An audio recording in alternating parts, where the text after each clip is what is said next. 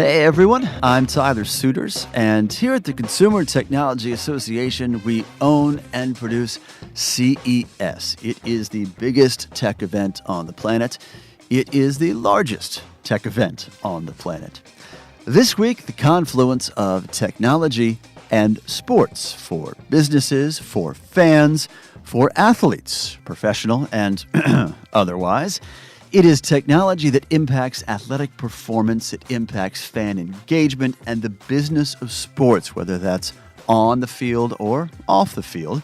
And we are talking to a group of tech investors. They are from the VC field, the CEO field, and the HOF field.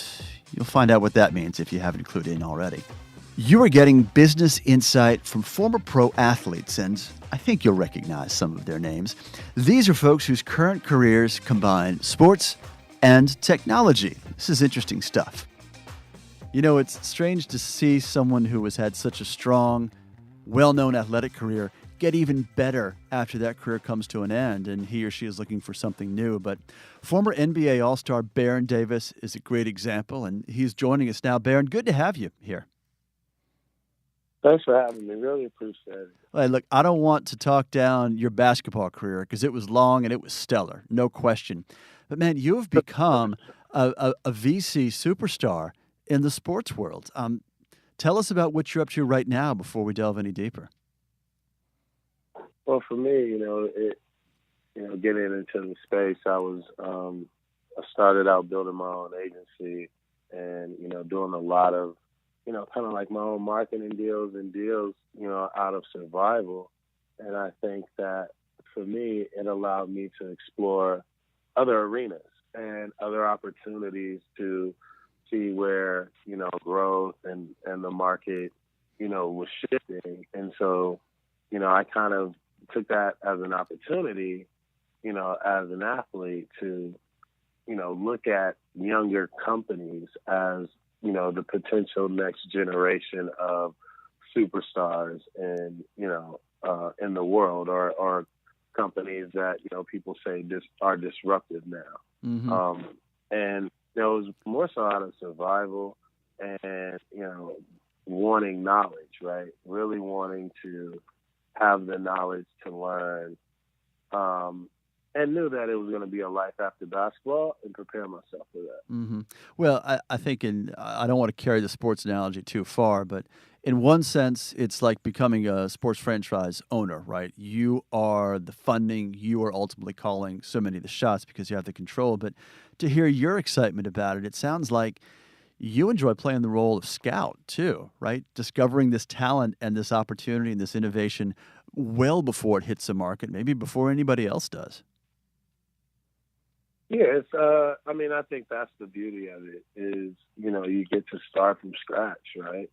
And you get to learn, different, a lot about people's tendencies. You get to learn about what you're capable of doing, right? As an investor, as an athlete, right? And where you can contribute, right? Because for me, it's all about investing in things that I can contribute to. And so if I can do that, then I know that, I can be a good teammate. So how did you find your way into the technology sector at that point? Because I think the natural transition for athletes, at least in the past, has been things that you really understand well. That could be a restaurant. It could be a clothing line.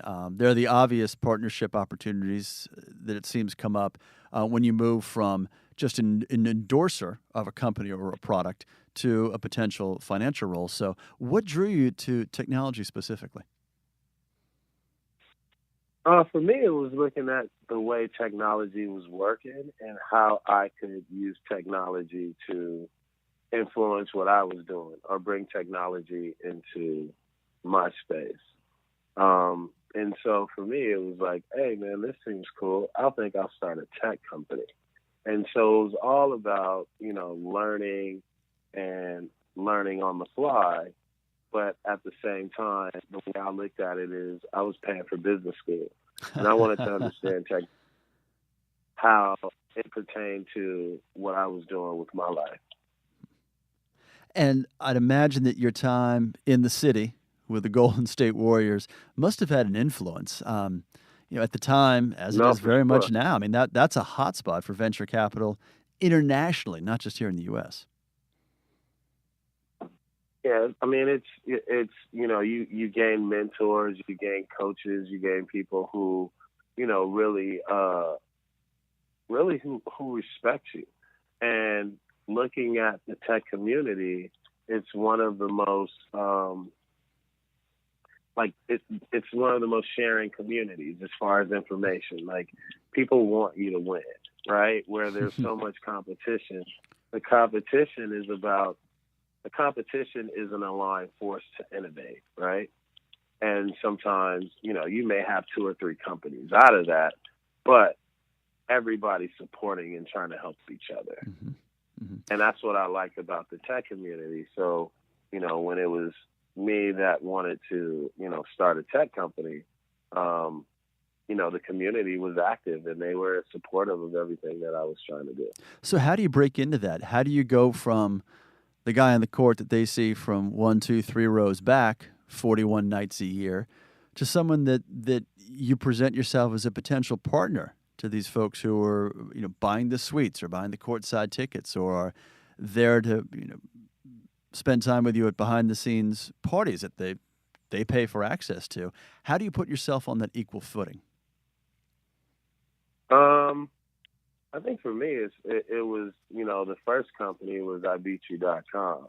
And it was like, how can I use technology to do something that would be fun for me and my friends? And so it was building a social platform, right, that allowed, you and your friends to compete, whether it's a 3-point contest, best dressed, whatever it was. And, for the way we built our company is, I always wanted to be a creator.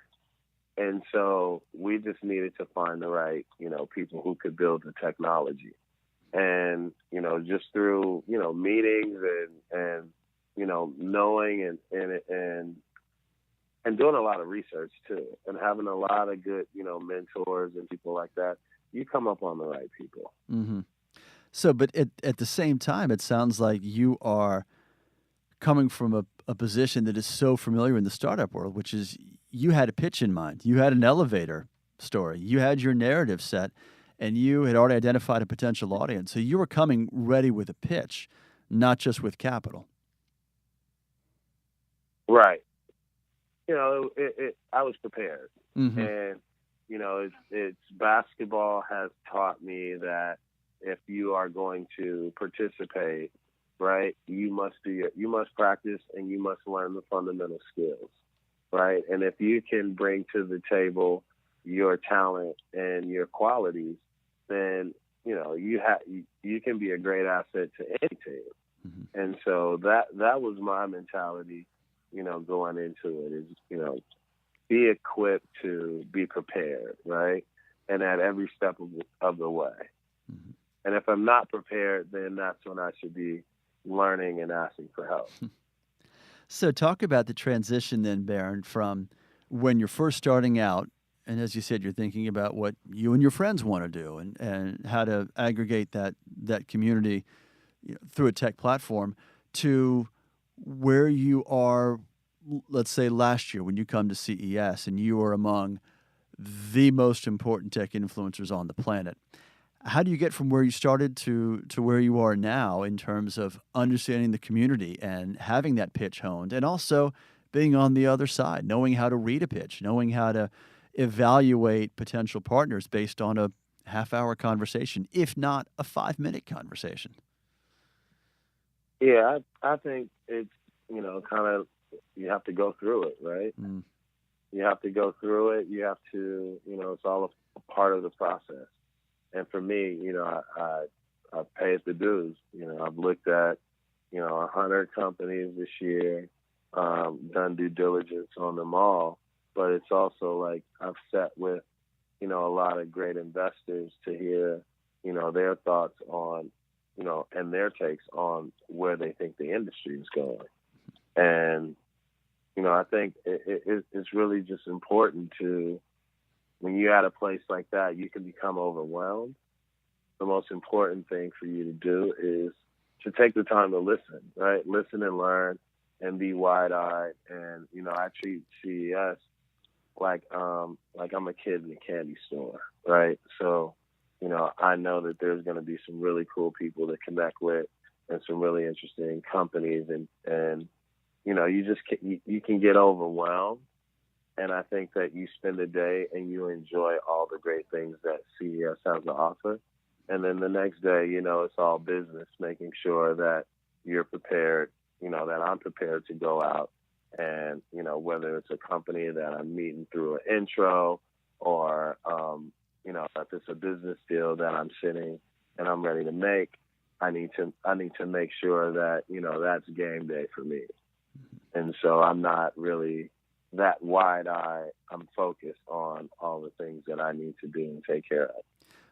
Well, let's dive a little deeper into that, Baron, because that's an interesting approach, this dichotomy of go there and be a fan, for lack of a better term, right? See what there is to see, touch, try, feel all this amazing innovation. But you're able to, it sounds like, to flip a switch almost and get into business mode. What did you discover on the second half of that, the back half of when you were in business mode in CES and having those conversations and those important meetings? Yeah, for me, it was, showing up, being prepared. There's media, there's some of the most innovative companies, new startups, all kind of opportunity to be distracted that second day. But I think that's why you want to take the first day and just enjoy yourself. The second day, I'm coming in and I know that I have a presentation or I have, I have a business deal to get done. I'm going to be fully prepared, and that's where my focus is going to be. Now, you've had... Oh, sorry, Baron, go ahead. Pick it up right where you want to. Yeah, no, I was saying that's, more importantly, that's where my focus is going to be. And, that's where, those are my destinations. I have landing destinations. And so, when you see me day two, it's more staying focused on where I need to get to, right?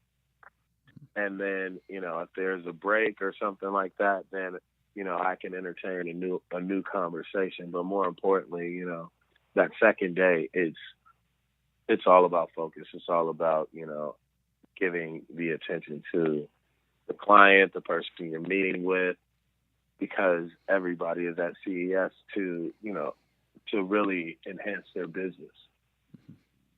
I don't know if you can separate the former NBA star from the current VC investor and tech visionary, but where do you see, as an investor, Baron, sports and technology going as a sector and as an opportunity? Well, one, sports is forever growing, and so the audience is only getting younger, and the older audience is only becoming more nostalgic. And so when you look at that, you're looking at, entire families now being able to enjoy entertainment, and entertainment that has a universal language and communication, right, and a feeling. And so I think sports, from a technology standpoint, it's in its infancy, right, as far as being able to, connect fans to the players to the fans. When you look at social media and players having their own voice, that's really never ever happened. Where each and every player is allowed to have a voice and be somebody and be a brand. So, technology has a golden opportunity to connect, right? And it has the opportunity to create more honest content,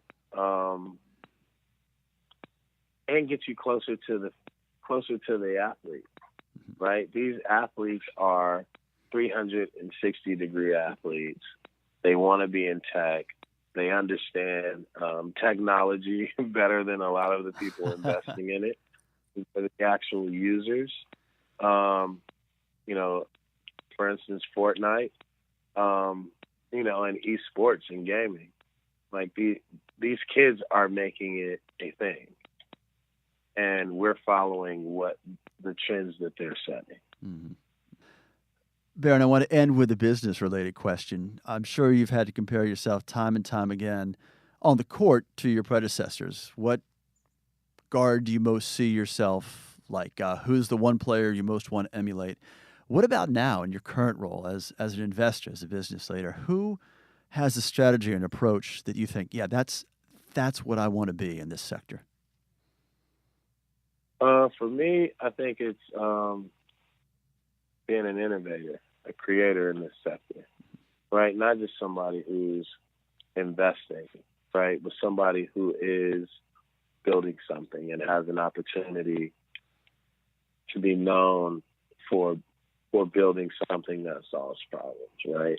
A platform, a company, that's where I'm looking at. So, you know, my focus is really about searching for innovation and finding that team of people that are looking to be disruptors with the next great thing, the next great product.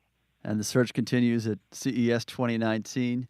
Baron Davis, former NBA All-Star, but becoming a rising star, a really well-known voice and name in the technology investment sector as well. Baron, always good to talk to you, my friend. Thanks for being with us.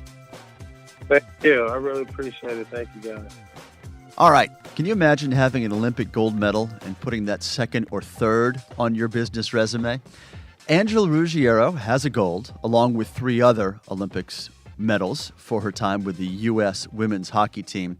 She also has an undergraduate, a graduate degree from Harvard University. She is a CEO in the confluence of the sports tech world, and she's joining us right now. Angela, not to pump up, your resume any further, but man, which comes first for you, sports or your entrepreneurial career?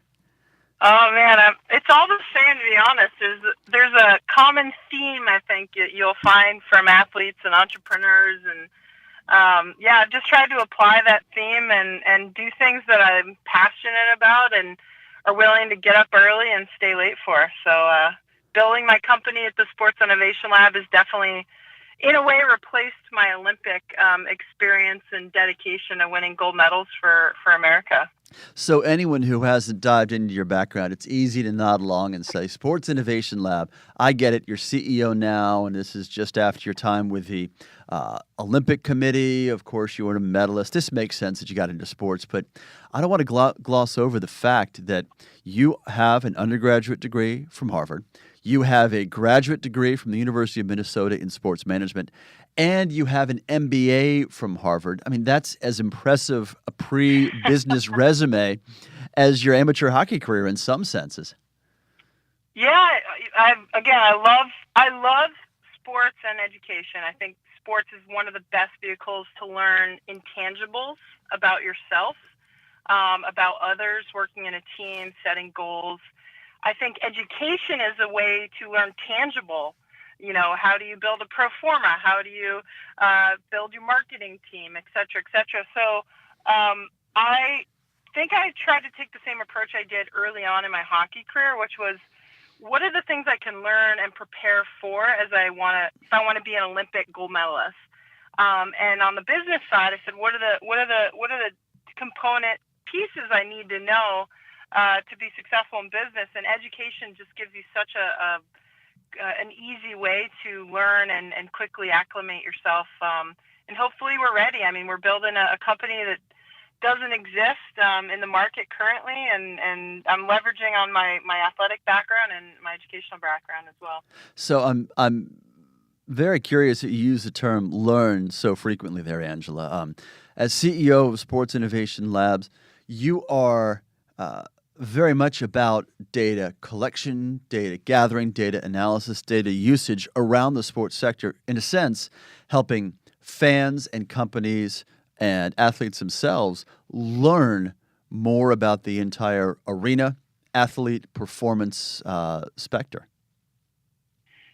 Exactly. So we're a research data analytics company built on software. The foundation is a software platform that gives us unique data sets and insights that our analysts then go and dig deeper in a more qualitative manner. But it's, again, same approach. When I was about to get ready to play in my gold medal game against Canada, you better believe we had a scout, and we had several scouts, and we had a game plan. We knew what our competition was. We understood our strengths and weaknesses relative to our competitors. We, could train every individual. And again, that same approach, I think, makes common sense in business. Know who your competitors are, know where the market is heading, understand the data. And for us, can we help and enable sports companies, technology companies that are moving into this sector at an increasing pace?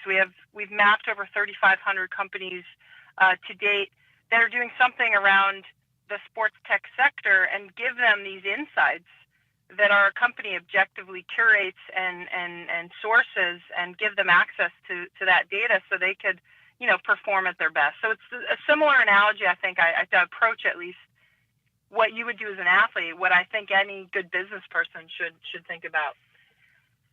Yeah, I hadn't thought of you all as an outsourced scouting department, but that makes a lot of sense when you run through the 5 areas that you all identify, approach, and to a large degree quantify. What stands out for you? What is the emerging category among those 5? And it's probably best to start by listing all 5, and I could eventually get around to each of them without any help, but I know you've got them at your fingertips and can recite them by memory. Yeah, I'll do it quickly. So we've got 5 major trends that emerged based on our research. Where is the bubbling on the supply side of the market around sports tech? One, you've got what we call immersive media, companies that are developing digital sports content that provide consumers with greater control or choice. They're accessible, social, interactive, the non-linear traditional way you would consume sports or any content for that matter. That's immersive media. Next-gen sponsorship, the evolving way that technologies are helping brands, athletes, teams really create and measure the effectiveness of their digital experiences and integrate that into a very seamless way so that your fans and are actually understanding those brands better. Esports, everyone has to ask us about esports.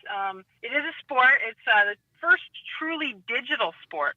So we're really looking at the technology platforms that esports sits on top of, and really trying to understand that and leverage the insights there to help create best practices across all sports. Smart venue is another one. Really looking at how do you venues of the future prioritize speed, security, sustainability. If the goal is really to help your fans create an unforgettable experience before, during, and after, and technology is changing the way that stadiums are built and run today. And then the last one I would say that we cover is called quantified athlete. It's any companies that are monitoring, measuring, or predicting performance. And so think about that as the quantified self. We see that in healthcare a lot. We see a lot of these companies, these wearable companies, et cetera. And I'll just say, Tyler, that's my favorite one because I lived that world for so long in sports. I was able to play in 4 Olympics, and I really had to understand my body. And these companies are really enabling you to have unique data sets that prolong your hockey career or your life in sort of the healthcare system. Well, another one of your partners at Sports Innovation Lab is Isaiah Kasavinsky, who is a former NFL player, right? Played for the Seahawks and the Raiders briefly. Another Harvard guy who made it in professional sports. I know there are dozens of you out there, but on the serious side, you're both former athletes. Do you get together and talk once in a while about how amazing this would have been even just a decade ago to have this kind of data to analyze your own performance, not just game to game, but practice to practice? Absolutely. I mean, that's the gold standard really now is can teams, leagues, federations, can athletes have that extended team that can use data, right, to help them in their careers. So they're not so that you're treated in a personalized manner. The theme that comes out is, 10, 20 years ago, every team, every athlete really does the same training program. Today, they're saying, well, what's your age? What's your player load? How did you sleep the night before?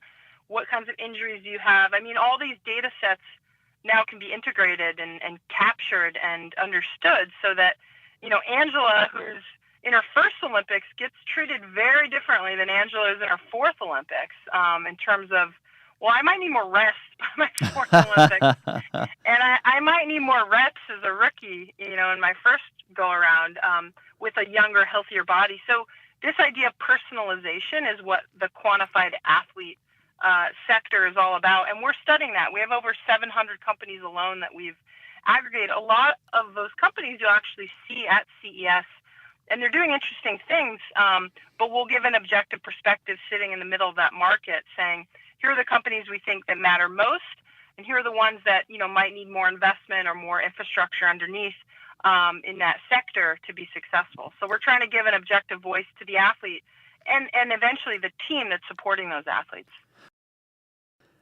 Well, so back to your business roots, Angela, since your playing days to some degree, next-gen sponsorships. All right, this is getting businesses as closely integrated as possible, not just with the teams and the companies that are facilitating coverage of these teams, but also the athletes themselves, right? Yeah, next-gen sponsorship is a major focus of ours, given how, there's only a few revenue streams that typical teams currently have, and sponsorship is a big revenue stream, a big driver in, how we're all able to watch fans or watch athletes.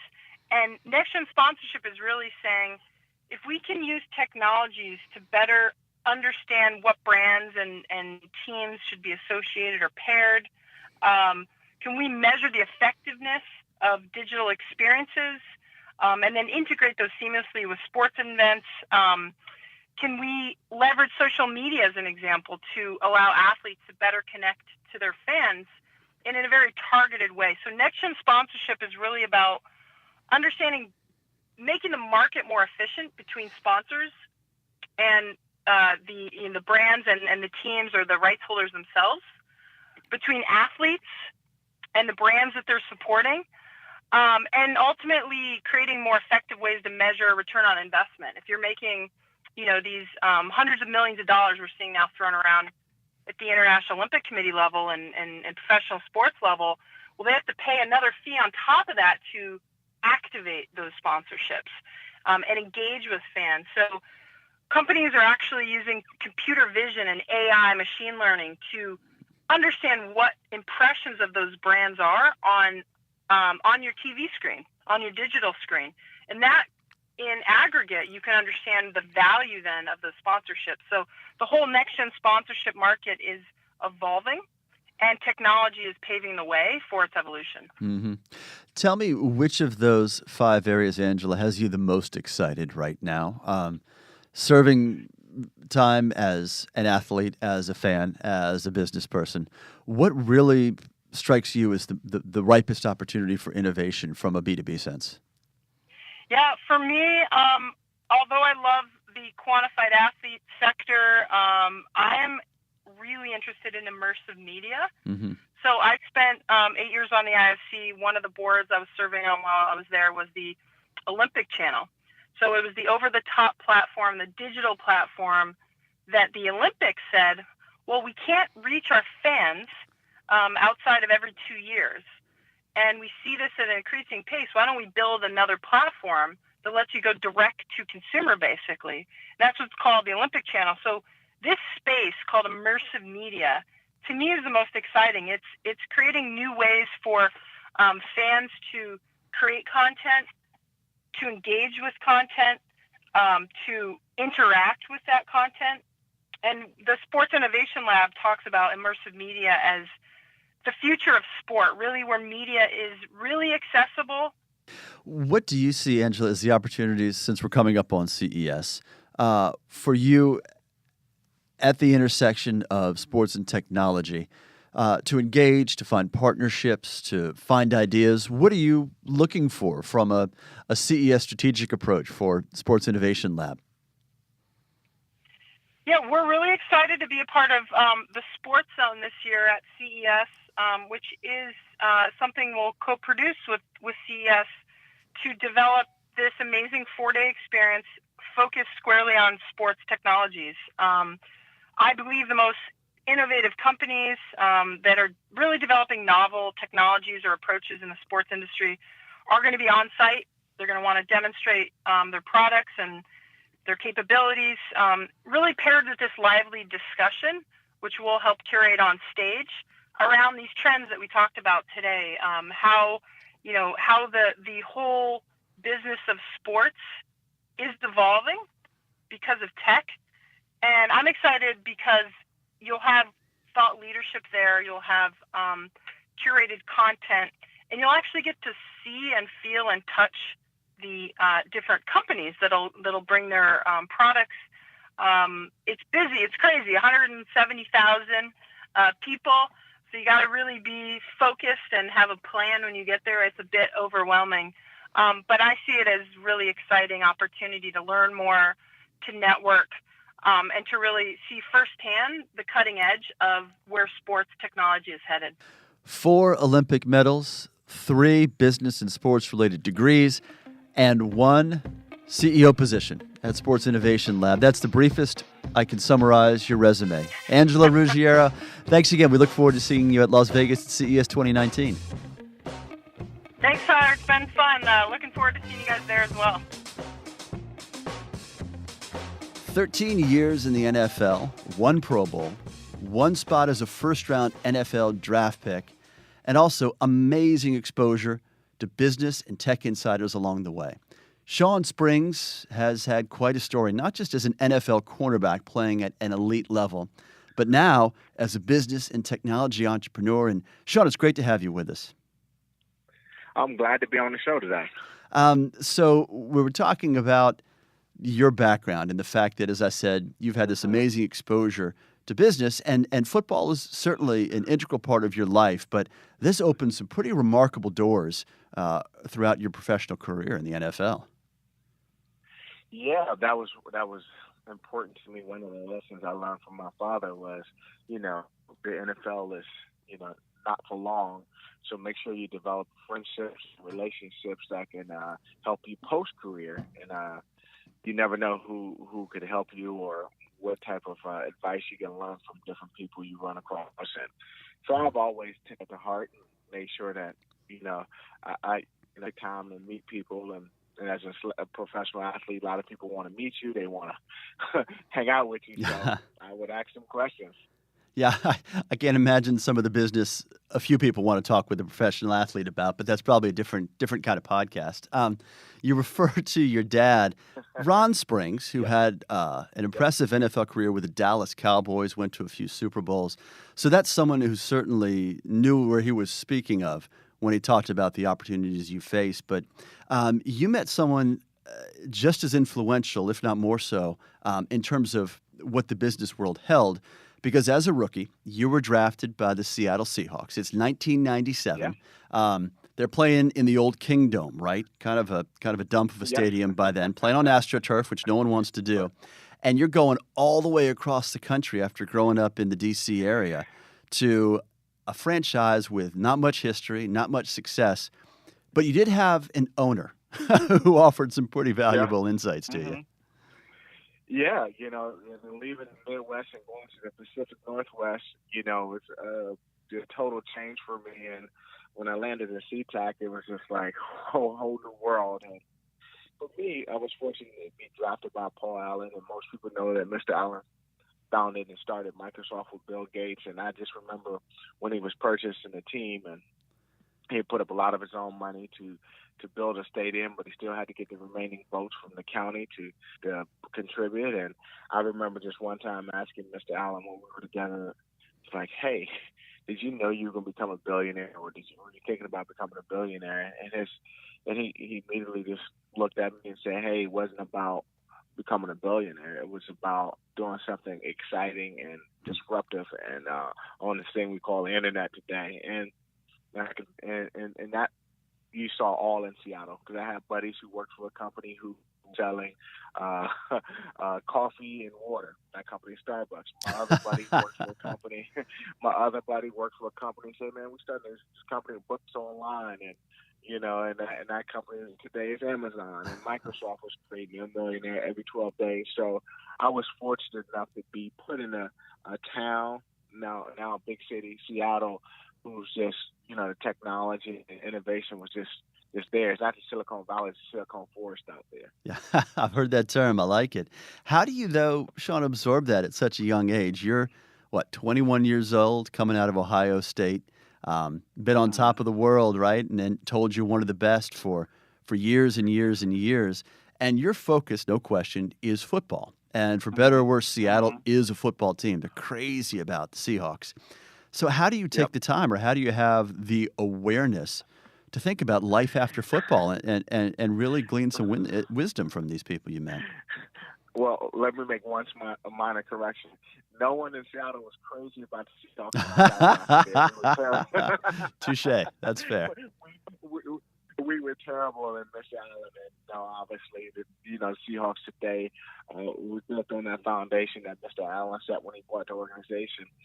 But, having a father who played in the NFL and talked to me about just networking and understanding relationships and the power of your relationships and never knowing who could help you later on in your life, obviously people are excited to meet you because you are a professional athlete, and I just remember their kids would want to meet me, and this guy would be the president of this company, and he wanted his kids to meet me after the game, and I would say, "Sure, I'd come over to the house, play video games with him, but you're gonna have to tell me what you do." and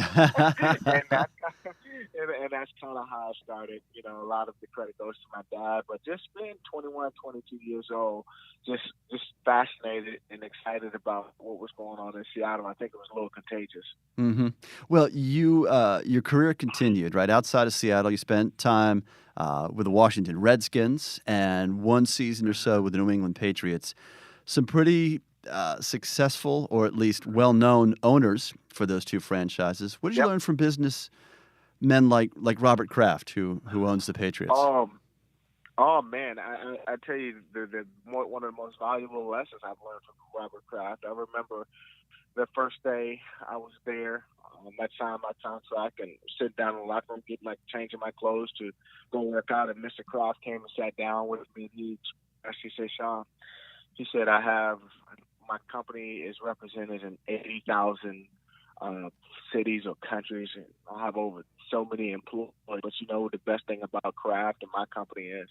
I said, "No, sir." He said, "The people who work for it." And he said, "I'm glad you're a Patriot," and shook my hand. And that right there was just a valuable lesson to everybody. It's just, you're only as good as a team or the people that you have building and helping you build your dream.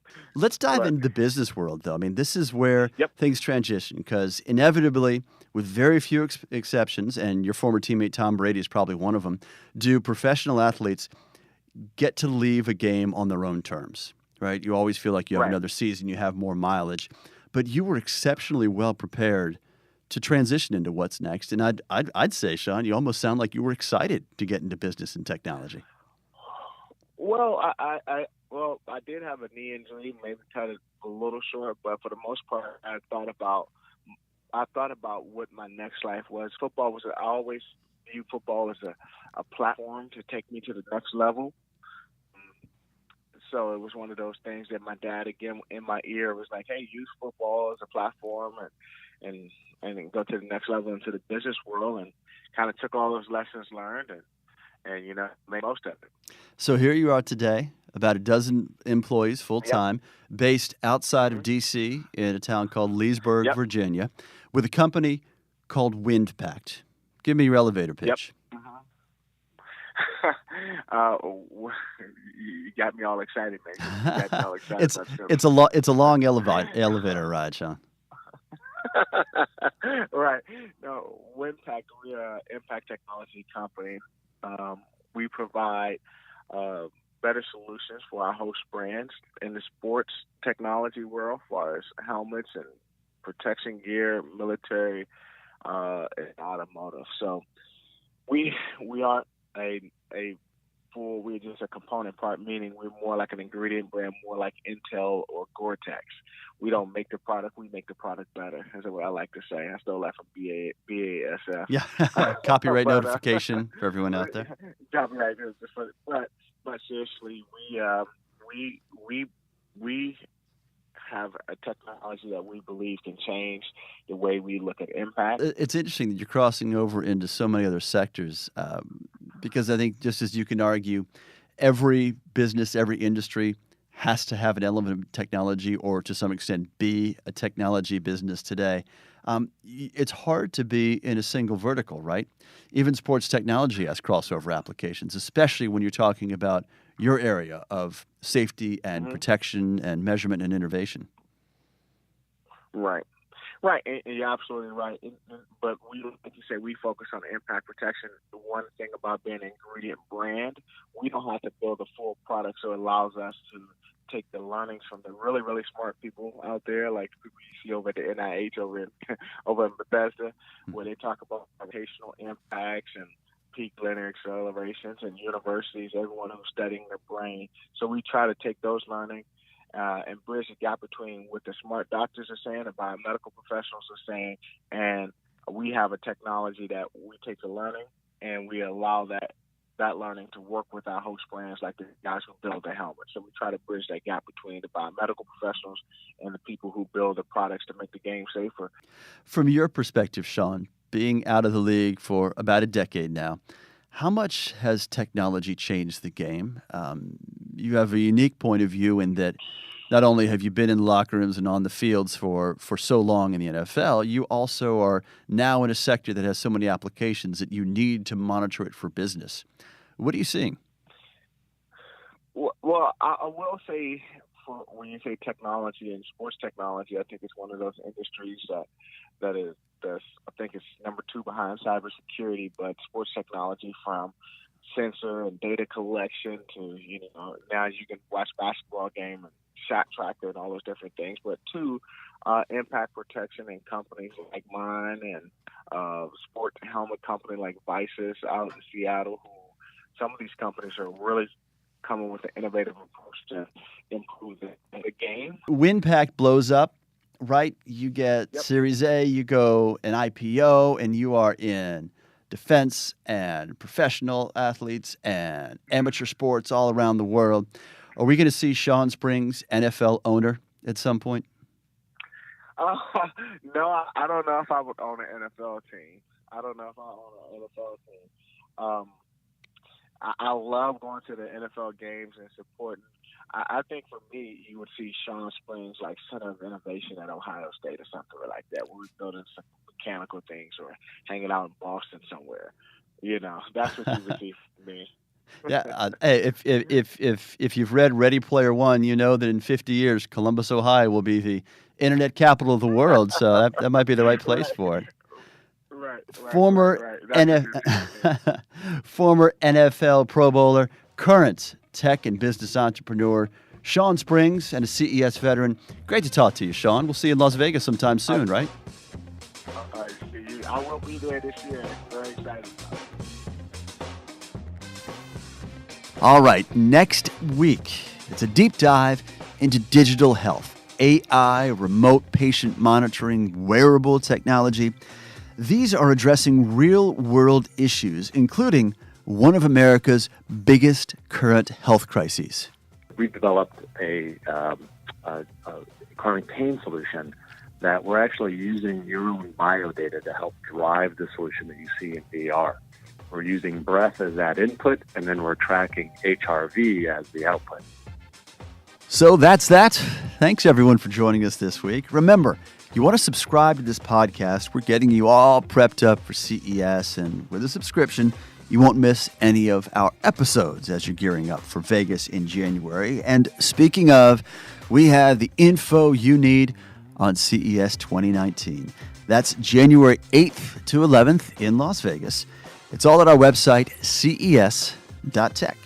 As always, none of this is possible without our pair of superstars here in the studio, producer Tina Anthony and engineer John Lindsay. You guys are the best. I just sit here and talk, really. All right, we're glad you're with us, and we'll talk to you next week, right? I'm Tyler Suiters. Let's talk tech again soon.